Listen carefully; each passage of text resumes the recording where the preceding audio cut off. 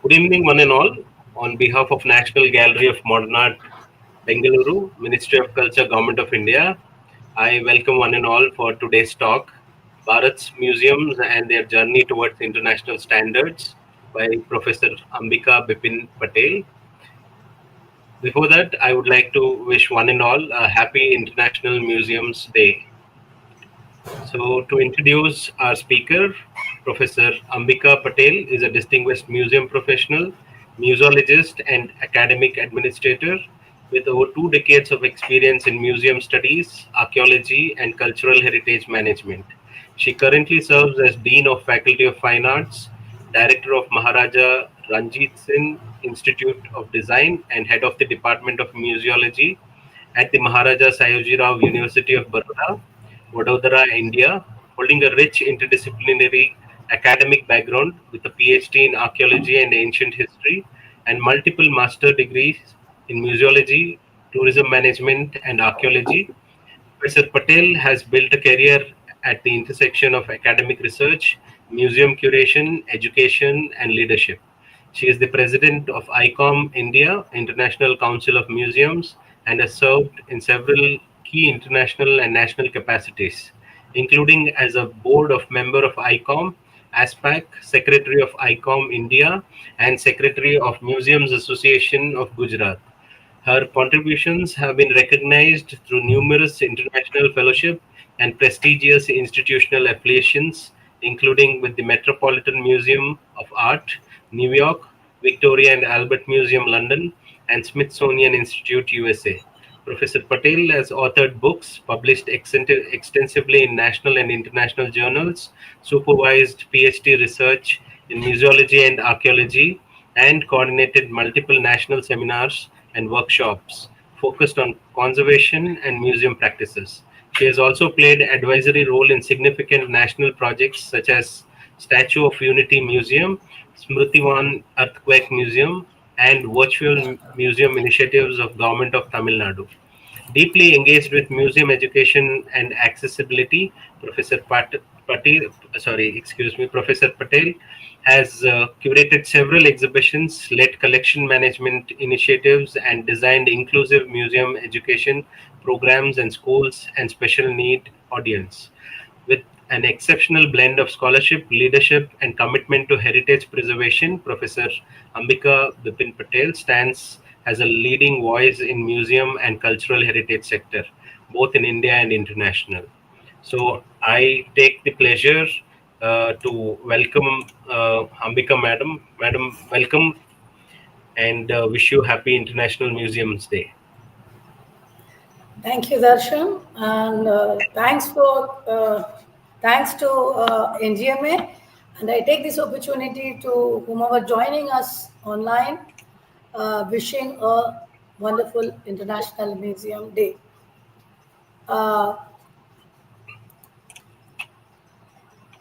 Should I present the slides, ma'am? Here is the slide. I think the slide is already visible. Is it there? Yes, ma'am. It is visible. Okay. So, a warm good evening to all of you whomever is listening us.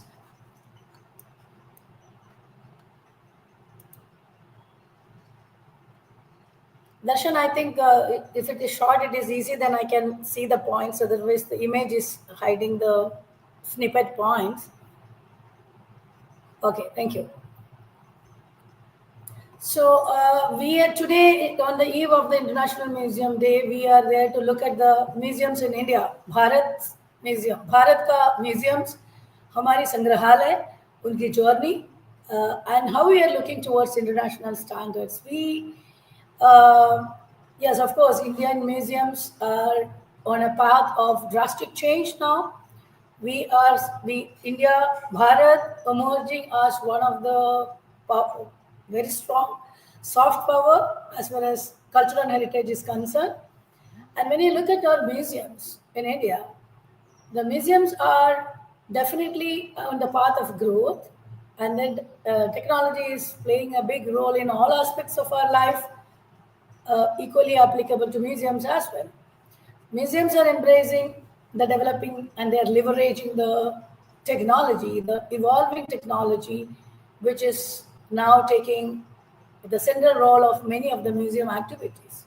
When you look at the development of technology and leveraging the technology for museums functionality or for making identity for museum by application of technology, and trying to catch up with the international standards, I'm sure that we should start with the the protection part, because the basic functional aspects of the museum is its collection. The backbone is the collection, and dealing with the collection and using collection for exhibitions, educational activities, outreach, and using collection as our backbone or identity to make identity further for the museums, whatever kind of museums we are into or whatever is the scope of the museum we are dealing with.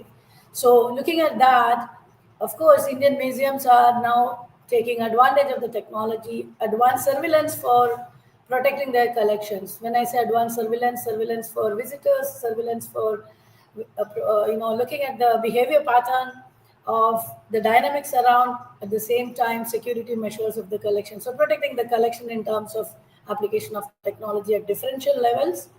And then also we use this technology, advanced technology, which is available when you look at the international standards as other museums across the world doing, those developed countries. We also use technological application for environmental monitoring of the systems. When I say environmental monitoring of the system, the temperature, the humidity, the climate control, the microclimate, the larger museum space climate, taking care of as much as we can, because we are all facing the global warming and the issues related to global climatic changes, and the climate change is a big thing we have to address. And then the carbon footing, things related to that. Even every museums in India, almost all the museums, I feel, at least the national stature museums and now the state museums also uh, training their staff, creating awareness to come forward to do the monitoring and monitoring of the systems for the environmental monitoring in terms of taking care of the collection as far as their longevity and their life, their display, and their, in general, the preventive care of the objects, your precious material which we use for our display. At the same time, we use the technology, advanced technology for technologies of international standards for our visitor experiences. The majority of the museums now have kiosks and touch screens. They use AR and applications of VR.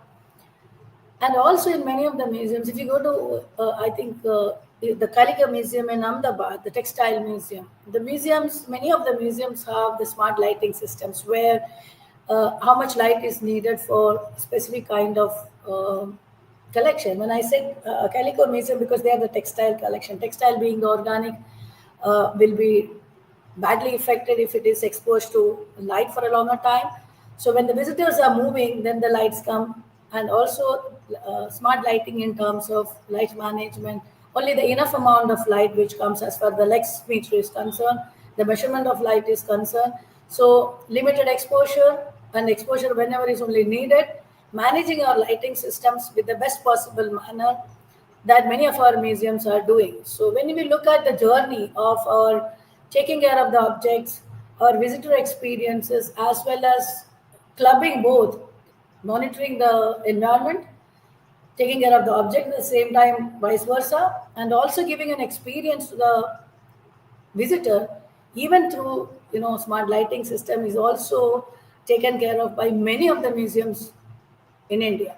Of course, our rural museums in the rural areas are definitely a challenge, but I am sure that the bigger museums could always be extending their help in know-how, technologies transfer, knowledge transfer to help, and also resource transfer for helping the smaller museums to come forward and like the our Prime Minister's vision for 2048, 2040, in fact, where our museums are at the national level in same pitch, competing with the international museums in our performances, in all aspects of museum profession. We could get into a level of uh, evolving in our status and showcasing our heritage. Digital interactive stations are one of the major aspects which many of the international museums have. Science museums, basically science museums, art museums.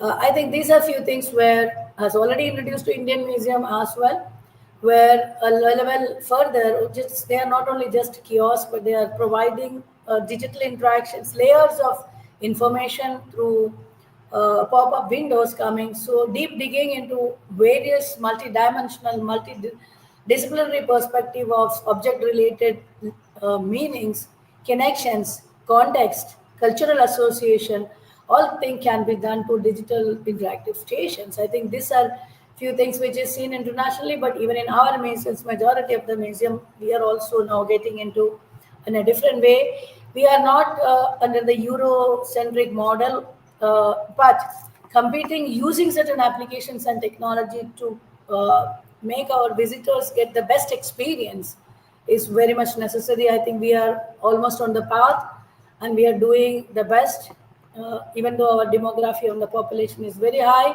but we are now coming up with large number of museums across India. uh, when we look back, I think there was an area, there was a time when we are looking at our museums. This is a picture of evolution of a Jurassic Park, which is seen in the Science City, Calcutta, and on the other side, along with the the Jurassic gallery from where the people are coming out. Inside, if you go, the Jurassic era, the era of those big animals, a wet climate, and the geology of that time, and the species which was alive, we slowly got extinct. But we have a huge gallery which shows them, and the gallery itself, in its architectural projection, gives that effect of okay, you're coming out of the mouth of that, or you're getting inside through that. That architecturally, the buildings has been created such an ambience to give people a feeling of uh, you know museum space, experiencing museum, enjoying the museum through the time, is also, I think many of our museums could do that in well effective manner. If you look at the other picture on the side, it's like two children, the small kids who are, trying to get dig down more information from the kiosk. This is again from the Science City. The specific kiosk the child is working is trying to get the understanding of the satellites launching which India has done, because it's a space gallery where they are digging down. So when you look at this Jurassic era of an,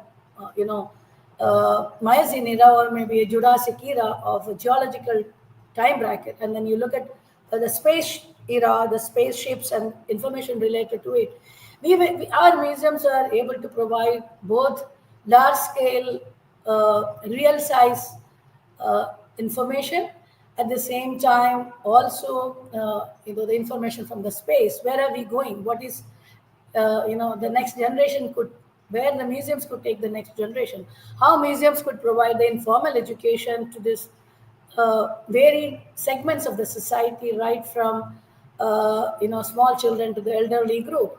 How a museums could provide information in terms of edutainment.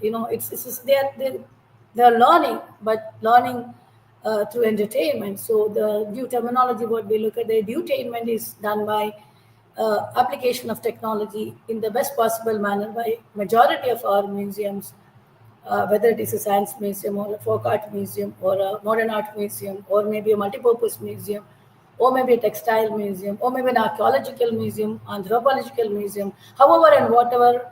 I'm sure that we are trying our best to compete with the museums, with our difficulties, with our constraints.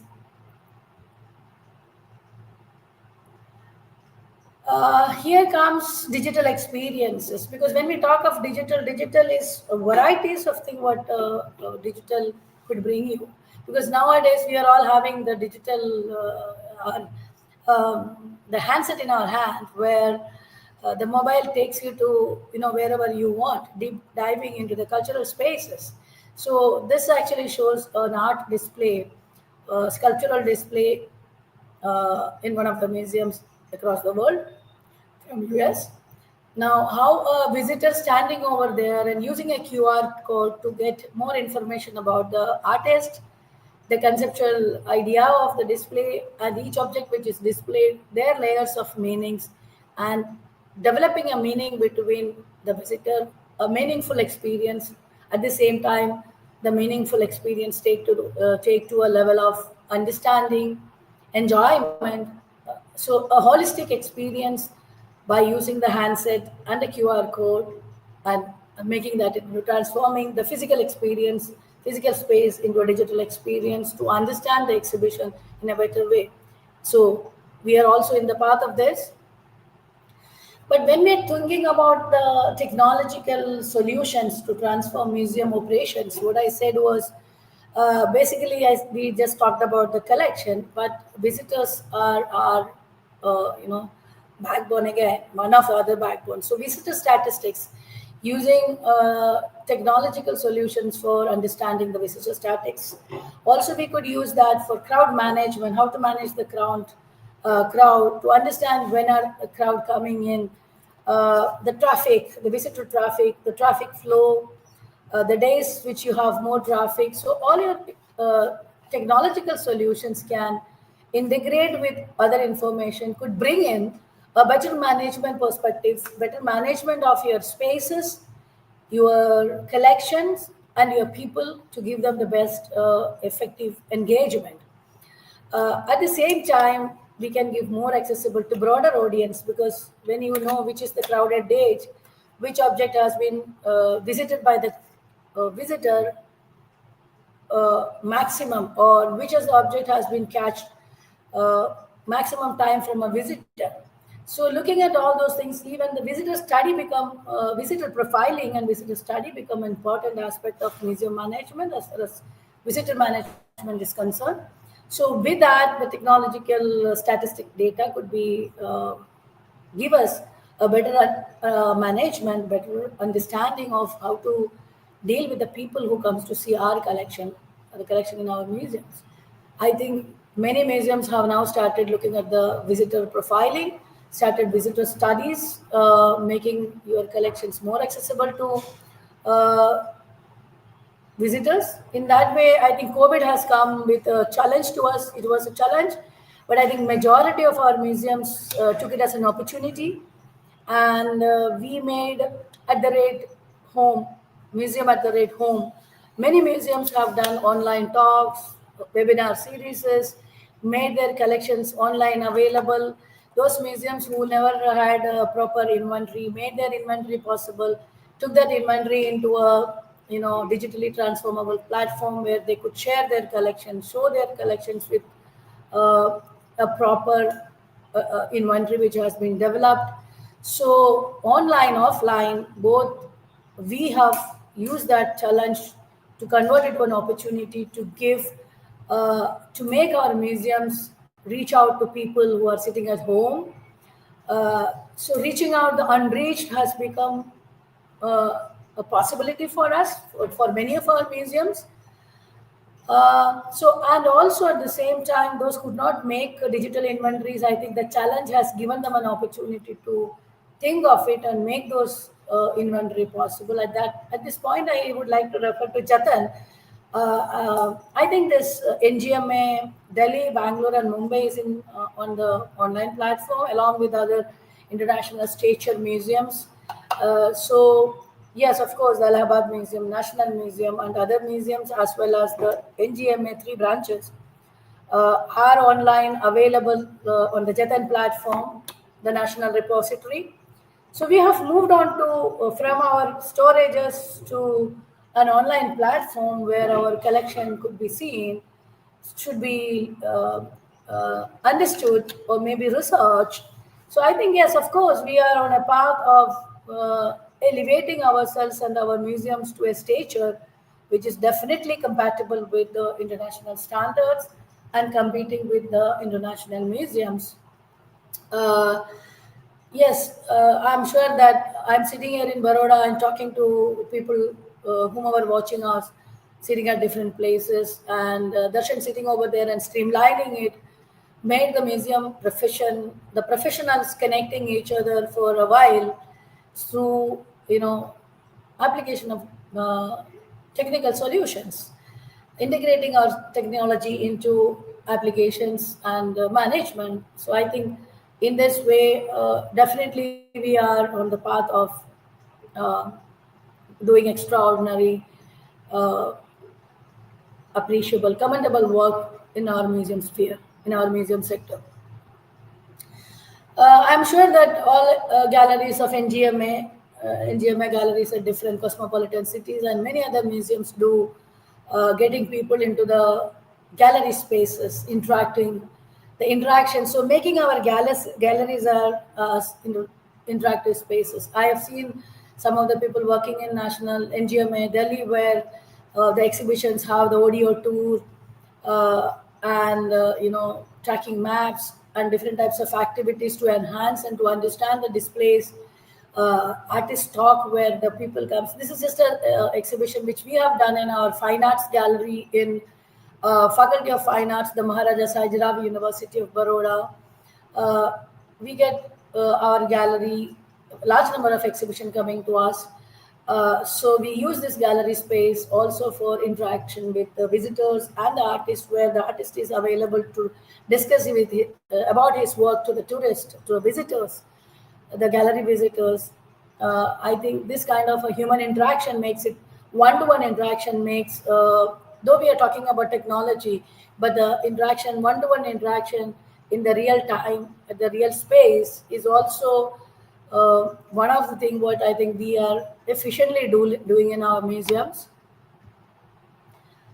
Another thing, what I wanted to, we are talking about international standards, but sometimes I feel we India have to have our own standards. We being a large country, one of the uh, emerging superpower as far as in economy is concerned, as far as the cultural heritage is concerned, we I think we are the richest. The G20 summit and the different places where G20 has been taken up, and the way we have hosted it, I think it placed us in a scenario of prestigious place in the world map. Uh, if we look at that way, we also have two dimensions of looking at our own demography and our own uh, cultural sphere, where majority of the galleries, if, whether it is in Mumbai, in Delhi, or in Bangalore, or in Calcutta, they are the cosmopolitan cities. But we have the rural India, where the large number of population uh, have to understand their cultural heritage, owning their culture and showcasing their culture, and using their cultural artifacts as promoting their own culture, and in a way a means of sustainability for the community, so that they will not run away from collecting their own objects or preserving their own objects. This is an example from a museum in Gujarat, which is Bhasha Museum. This has been started. When I say Bhasha, Bhasha means language. So it was basically started as a learning language center for literature and music for the tribals, the Adivasi Learning Center by Padma Shri Ganesh Devi. And he, being an English professor and a linguistic person, has done a lot of effort to set up this Bhasha Learning Center and Bhasha Museum. So Adivasi Learning Center. But the interesting thing which I wanted to share and then let people know is this Adivasi Center, the museum. I'm the one who is standing along with the Adivasi lady, the tribal uh, lady from the region. So the most interesting thing that she has been trained to take care of the display object, and they know the deepest meaning of the objects which is displayed because it belongs to them. They own it. It is their object. They know the cultural context. They know the cultural value. They know how to interpret the meaning into the proper context rather than taking it into a decontextualized situation. Definitely, this museum is set up in the tribal village only, in the tribal setups, and the museum has the tribal collection and the collection related with their language. They are doing a lot of documentation of the folk songs, their vernacular languages, their dialects. Along with that, they have the display of their cultural artifacts. Now, coming back to the lady who is uh, guiding, a tribal lady, who actually is the guide appointed by them. So she takes care of explaining the object as a guide. And the most interesting thing is feeling the developing, establishing the feeling of ownership. It belongs to them. The knowledge of that object has been shared by themselves to us.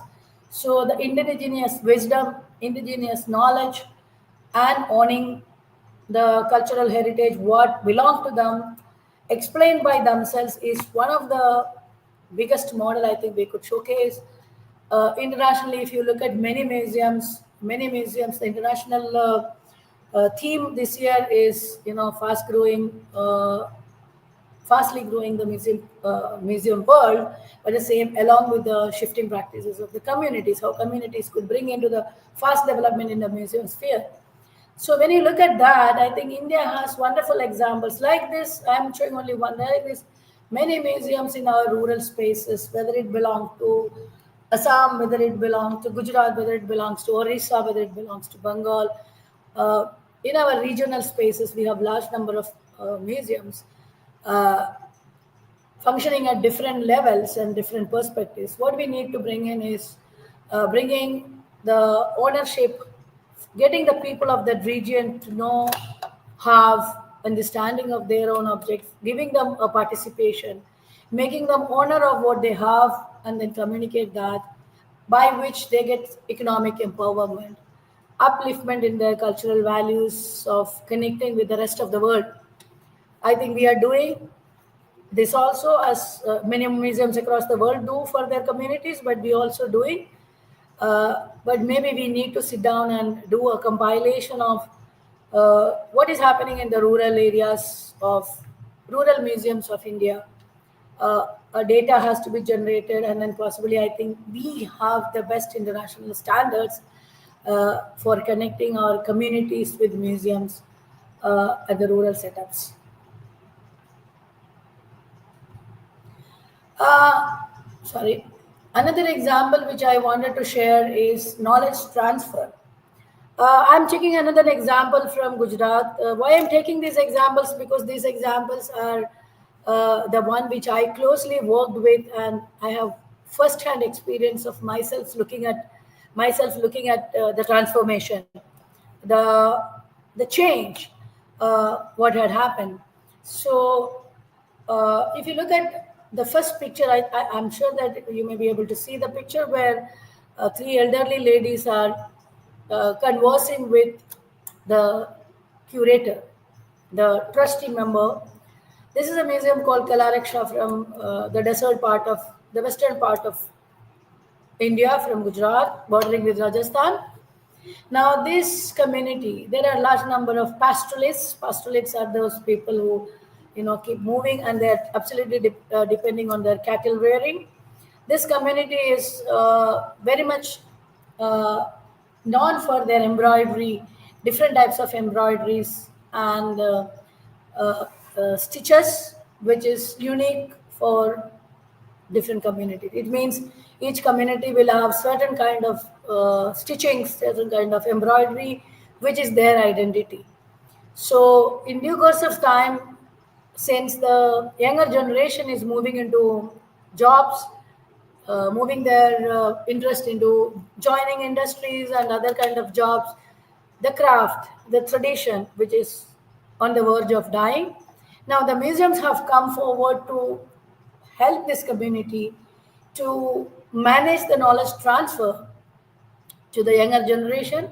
So, these elderly ladies who could not earn money earlier, or maybe their basic earning is just selling the milk and then getting very basic amount of subsistence, livelihood, they could uh, come to the museum, talk about their knowledge about different kind of stitching, embroidery, which others do not know, and making the younger generation learn it, how to do it. So these people are the knowledge bank. They are the wealth of so much of traditional knowledge, which needs to be transferred to the younger generation. So some museums like Kalaraksha, museums across India, many museums do this practice where getting these people who know it, those elderly communities, come to the museum, share their knowledge, teach the people from some design schools or from their own community where they could use those drawings, designs, uh, and then converting that knowledge, retaining the knowledge, transferring the knowledge, and converting the knowledge into contemporary creative ideas where uh, many of the traditional knowledge could be utilized for commercial heritage branding and earn money, and the people who are behind them could get benefit out of it. So the younger generation will not leave that profession of doing that, and then those art and craft will not die. So these kind of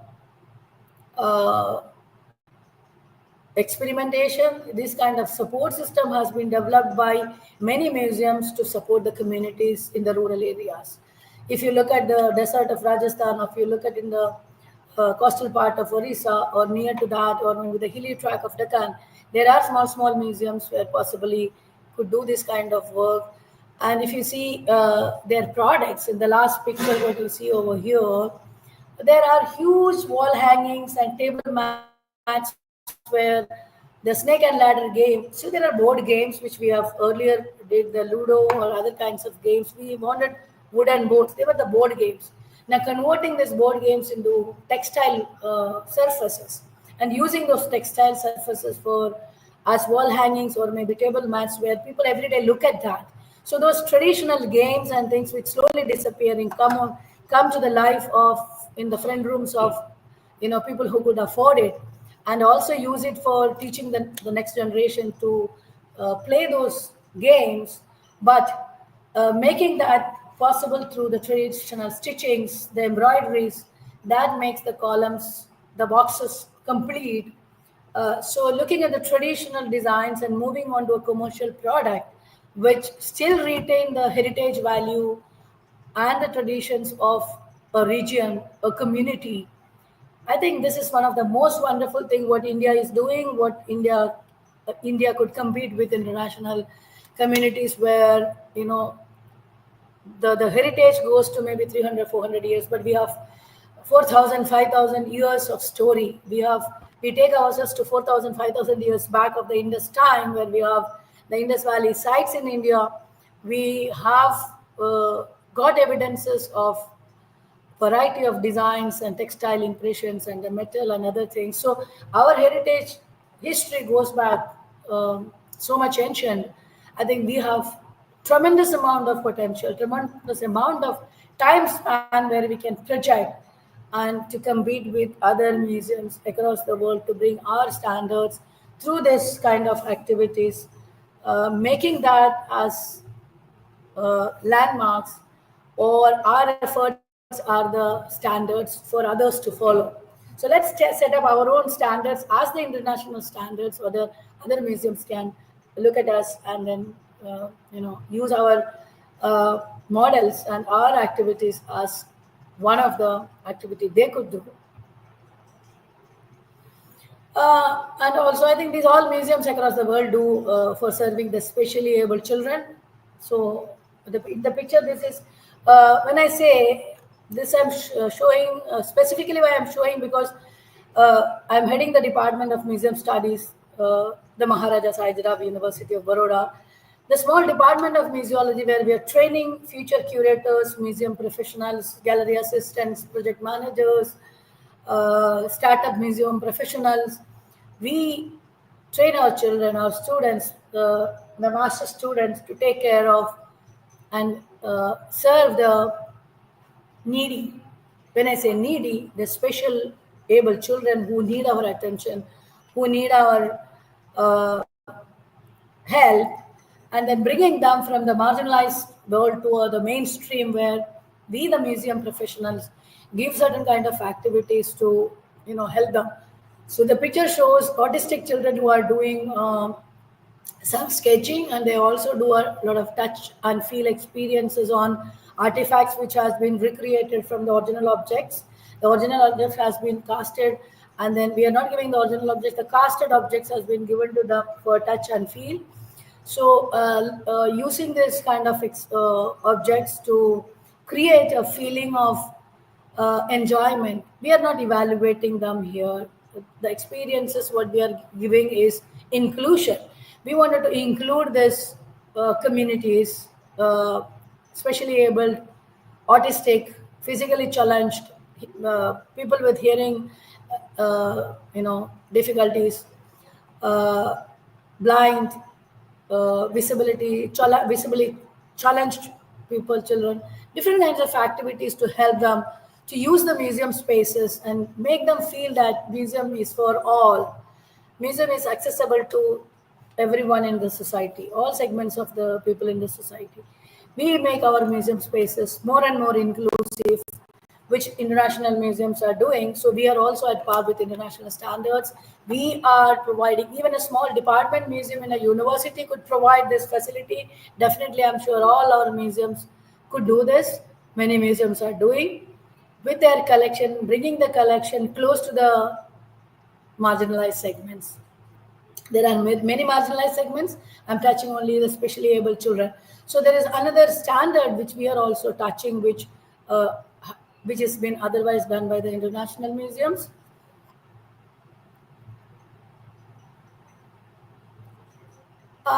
So I was just trying to share with what exactly some examples. We can't touch up everything within 30, 40 minutes. But when we look at government of India now, and I think when you look at the last one decade, or maybe last, just think of some recent years, even in the post-COVID situations, we were able to manage our museums effectively. And when you look at government of India latest policies, all Indians should feel proud, and I'm sure that all museum professionals are proud, because the government of India has come up with policy which helps, which provide financial assistance for museums, museums under Registration Act, private museums, company museums, and the government museums. They help for capacity building. The museums come forward with the proposals to, and the institutions come forward for capacity building programs for grants. There is a special museum grant, and capacity building basically initiative training museum professionals of various capacities, curators, conservators, museum managers, guides, startup training, people who can make detailed project reports and provide it for services. So there is a level of efforts happening on assisting financially, at the same time looking forward for more capacity building. Another way, what the government of India is trying to do and assist museums across India to make our museums fly high internationally is the digitization. I think that is one of the biggest thing. In the beginning I said that Jatan made many of the museum, the repository, the national repository made us possible to get our collections and images available online on the national digital repository. So digitization is a major drive in the revitalization and reimagining our museums post-COVID. This is definitely started pre-COVID, but reimagining and revitalizing our museums for the 21st century. Post-COVID, I think we are excelling in our actions and activities. Definitely, when we do things in a larger scale, it will have its own difficulties to managing staff, time, resources, finance. But I'm quite sure that our young generation, trained museum professionals working in various museums, are capable of doing that. And we are definitely pushing our museum to the next level. Coming to International Museum Day, ICOM, the International Council of Museum, the larger body worldwide, not only celebrating International Museum Day, but ICOM has a guideline which is produced for illicit trafficking of cultural goods. There are standards for museum professionals and international tools to look at that, training and workshop for how to stop or how to understand the illicit trafficking of cultural goods, legal advices for all these confidential matters, and awareness creating in the museum community and general public for illicit trafficking of goods, because we have seen illicit trafficking a large number in earlier days. So there are tools, there are database. The committee, which is CDOC, Committee for Documentation, take care of a lot of things. Now ICOM comes up with a red list, because we have seen in the war situations, whether it is in Afghanistan, whether it is in Iran, whether it is in Israel, whether it is in Gaza, wherever it's happening, in Ukraine and Russia war, we have seen many museums as damaged and the cultural properties were under threat. There are all chances of illicit trafficking of museum materials, cultural artifacts across the borders, moving into the other countries and disappearing in the black and gray markets. So there is ICOM has certain standards and they have certain tools, and they also produce red list for and creating awareness program to make people aware of taking care of one's own heritage and protecting it. In that line, I think we are fortunate enough, and we should be thankful to our Prime Minister Modi, who was very much instrumental in getting more than, I think it must have crossed by 400 now, more than that. I think if I remember 2024, it was talking about 344 numbers. I think I don't have the latest number with me right now. So we have got large number of our images, our manuscripts, paintings, our sculptural wealth. You can see the Nadaraja Chola period from South India. Srirangapatnam, Tamil Nadu came from USA. And some of the images came from UK. Many museums now, under the name of repatriation, we are in a position to get large number of our collection back to country. Uh, this is basically a little bit contested, where people are asking, we have enough, we have to take care of them, so we are getting more, and how are we going to deal with it? I think that's a different area of discussion, where, but it's ours, we have to get it back.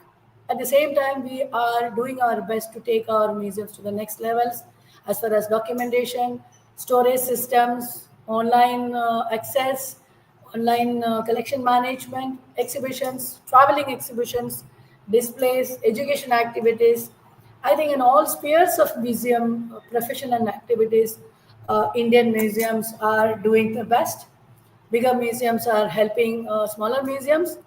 And I think all of us are aware that we are also moved into the PPP, triple P model, public-private partnership. So many museums, like we have the best example inside the Red Fort, where the Hastakala and other museums, the Handicraft Museum has come up. The archaeology in partnership is coming up with museums. So we have large number of museums coming under that banner of public-private partnership. So definitely, we are trying to invent more dynamics and strategies and models for best functionality in terms of best performance, best outcome, and the best performance is concerned. I think our museums are all helping each other and trying to understand how to take each one to the next level. And definitely, ICOM India, with an ICOM India chapter, will be definitely any museum who could come forward, and we can have more activities, and we can definitely help them to use IT, information technology, to document their collection and make some online presence and show their works online, so that they get to create their identity. Or in another way, the image building has could be done if they are not physically accessible, or they are remotely placed. Still, there are many ways where we can help our smaller museums and rural museums. uh, yeah. So I think just 2 days back, the National Council of Science Museums, under the Ministry of Culture, Government of India, under the vision and mission of our Honorable Prime Minister, they launched Har Ghar Museum. Ghar Ghar Museum. Every house will have a museum. We have the concept of houseum. If you look at the international standards, there are houseums. People with large number of collection have converted their houses as museums, and those kind of houseums in the village setups where people will, when the tourism get promoted, the tourist will go and see the rural collections in small houses. So those small houses, which is a private collection, private people running it, could also come up with contributing to the museum profession through their collection, and also contributing to the tourism sector where financially they get some sustainability. At the same time, the tourism get promoted and our cultural heritage get an exposure to the international visitors coming from outside to see what we have in our rural houses. So here, this is an open invitation to people who have collections in their museum. Come forward to showcase it and put their videos so that they get an identity to the national portal, through the national NCSM. And also, I think I'm not putting a slide over here, but I wanted to refer to the Yuge Museum, which is coming up in Bharat Mandapam in Delhi, where, yes, of course, we are so ambitious and we are looking forward for a museum.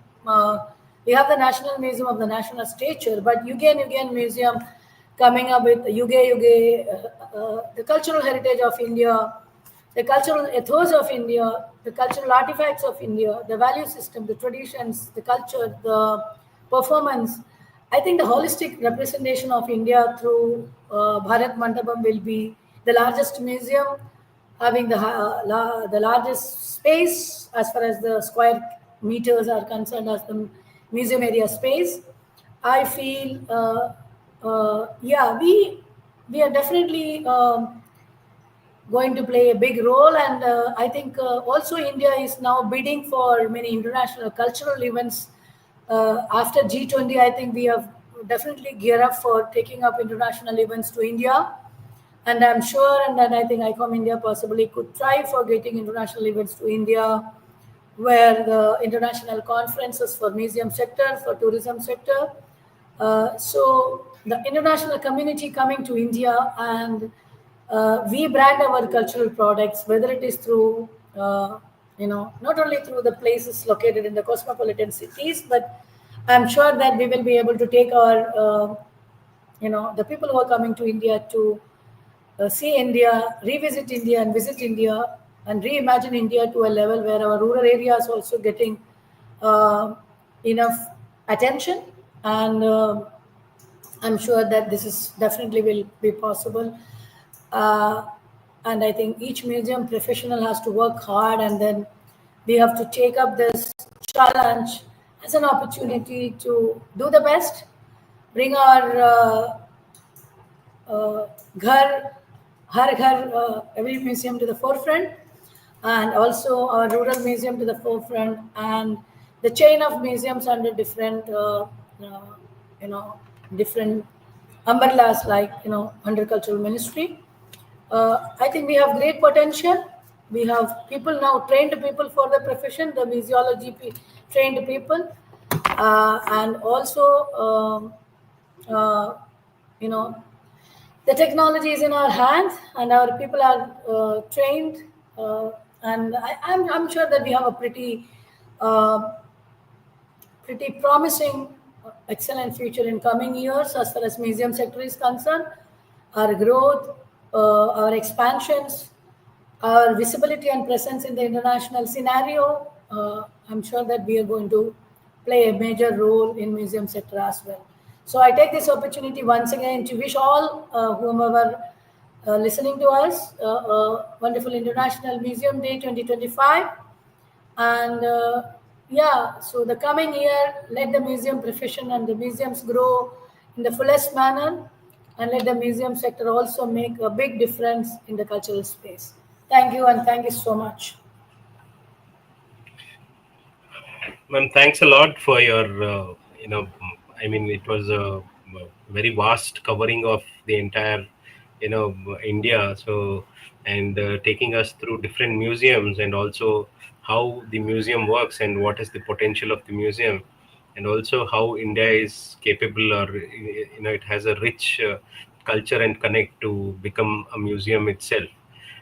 So I had some curious questions. So, uh, is it a time where we have to relook, because museum starts from the home. So everybody knows that, and India is an example. We all have small museums in our home. Everybody has their personal museums. That is how it is. And today, I think post COVID, people have started, largely getting involved in the museum phenomena.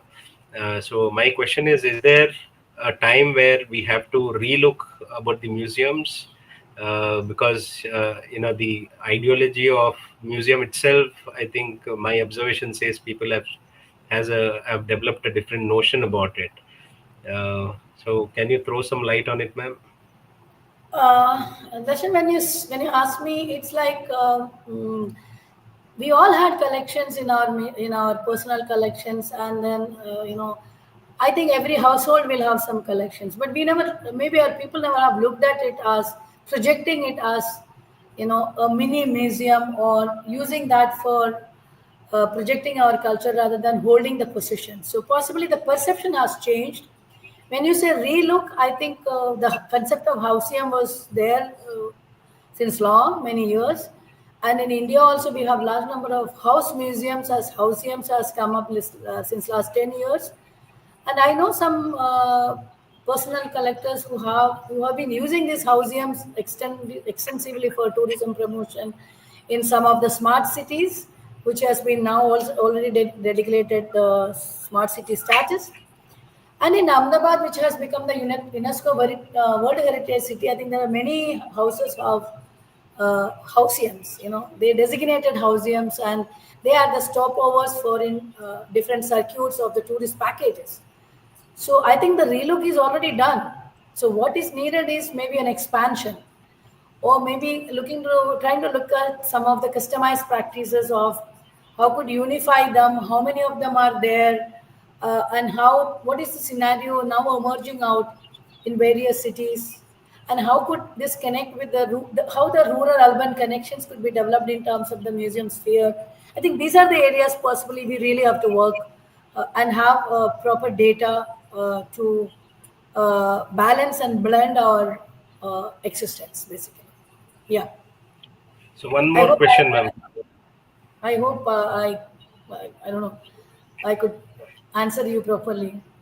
Yes, ma'am. I could relate. You answered my question. So there's one more question what I wanted to ask. Now, in recent times, we have seen, the museum is, no more calling itself as a museum but a cultural hub. We have seen that in one of the museum has completely changed, saying that it is not only a museum, it is also a cultural hub. And also we have seen that, government has taken a lot of initiatives and bringing up a new museum. Bihar museum is one of the museums which has been talked today, and the patronage also has changed. So what is your take on that, ma'am?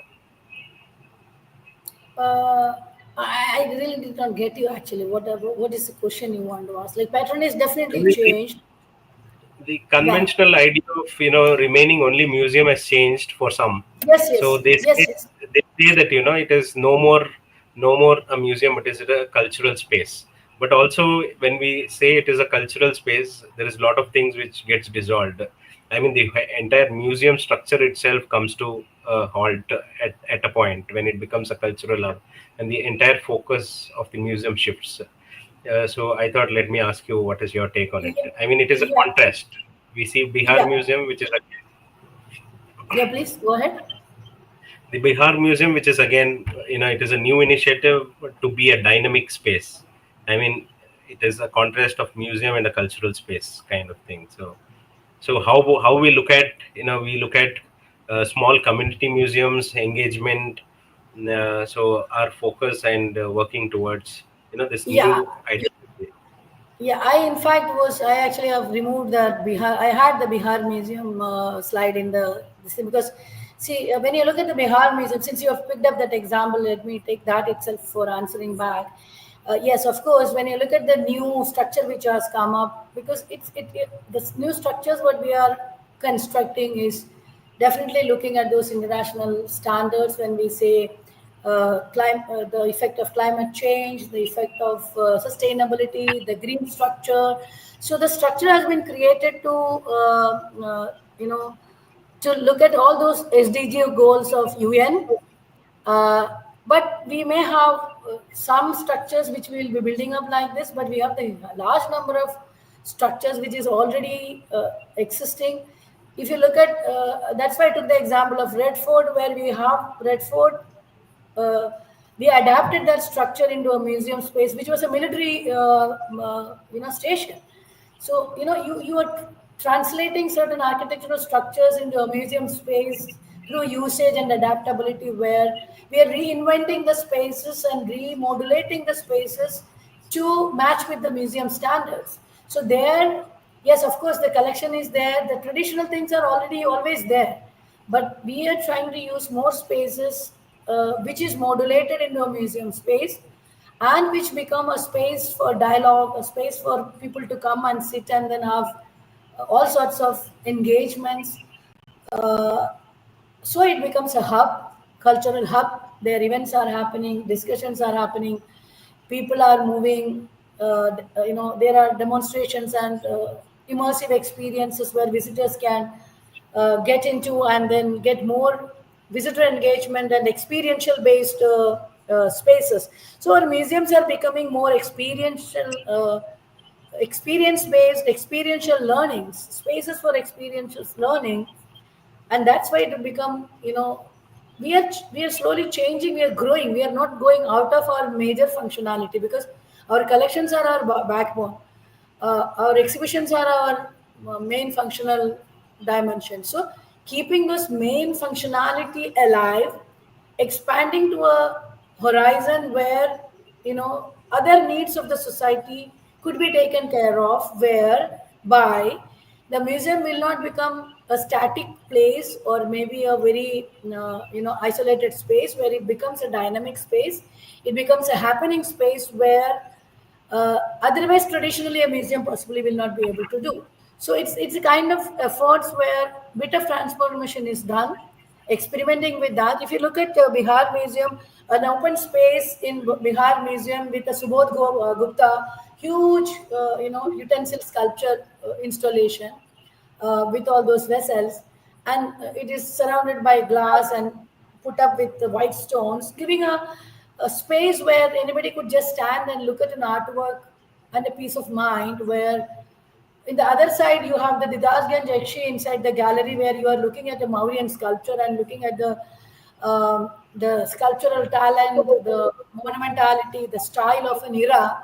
And outside, in the same museum, in another space, you are getting the contemporary artist and his exhibit for Cholas, and then it's a breathing space kind of thing. So we are trying to amalgamate this tradition and the contemporaneous uh, perspective of museums into the next level, where I think our museums can play a bigger role without losing the integrity, without losing the major traditional values, but expanding to a great extent where the other dimensions of the strength of the museums and its collections could be explored, displayed, communicated, shared, and shown, where a larger segment of the communities will be, uh, will be possibly taking advantage of it. So I feel, yes, of course, nothing is permanent. Change is necessary in life. So changes, transformations are is going to happen in every sphere of any institution, every sphere of life. And I think as museum should be ready to take up that. But if you look at the museum in Dubai, if you remember the 20 the museum, the Dubai museum is taking you to 2050, where absolutely digital. You are only looking around the gadgets. There is no object, only digital, digital, and digital. The technology that Some people like it, but that brings in a kind of overburdening technology to an individual. But the individual is enjoying because some people like that. So I feel this is a testing ground where different kinds of models of experimentation is done. If you come to a museum in Gujarat, it is the Dandi Kudir. Uh, there they experimented with the building a museum looking like a salt heap. You know, Dandi March where Gandhi has done, a landmark of the Dandi March in the independence movement of India. To celebrate that, they set up a museum which looks like a conical building and which look like salt heap memorizing the event. So architecturally, the building is made in such a way that symbolizes a historic event. And when you move inside, it connects with the microcosm and the macrocosm, where you have the water and the structure is open in the circular area, open to the sky. So the ambience and the architectural dimension itself is bringing a kind of different notion in the visitor before they move inside. Believe me, there is very less number of actual cultural artifact inside, but the digital uh, experiences, the immersive experiences, the visitor engagement is done in such a way. I think, yeah. So how are you blending values into it? How are you adding values through different applications of whether it is technology, whether it is installations, whether it is uh, activity areas, whether it is 3D Max Theater adding into your museum, or a workstation, or maybe a small clay modeling workshop for small children and playing space, or a small learning center. I think adding up features will bring in more additional responsibilities definitely to the curator, but I think it bring in the identity. Uh, it will definitely break the monotony, because what I feel in many of the museums, if you look at the government sector, I think 10, 15 years back when I was doing my PhD, or maybe I was a museology student 20 years back, I think majority of them were stagnant. People will ask, why should we go for a museum? Now we have to find and devise certain measures to make people to come to museum, bring in these people, and we want people to come again and again. So we need to have varieties. So I think change and varieties are, for me. I think yeah, that's okay. We should develop the trained people to deal with it. I think that's the area where possibly we have to give more pressure. Where when we are moving so fast, we should have people to take care of it. We should have yeah, something like that. Surely, ma'am. I think it was a great insight and also great learning, and again, looking museums in times. So, thank you for your valuable time. And I would like to, announce the 24th panel discussion that will be the future of museums in rapidly changing communities. I would welcome you to the session to be as a moderator. I'm sure we have other participants, Dr. Abantika, then we have Kamini, then we have Dr. Pankaj, who will be joining us as the panelist. So, ma'am, we'll see you on 24th, and thanks for giving us the time. I'm sure that the viewers will definitely take something out of it, and it catches up the attention to come to the museum. And this international museum, I think you have given us a lot of insight. Thank you again. Thank you so much. Namaste. Thank you. Yeah, thank you. Thank you.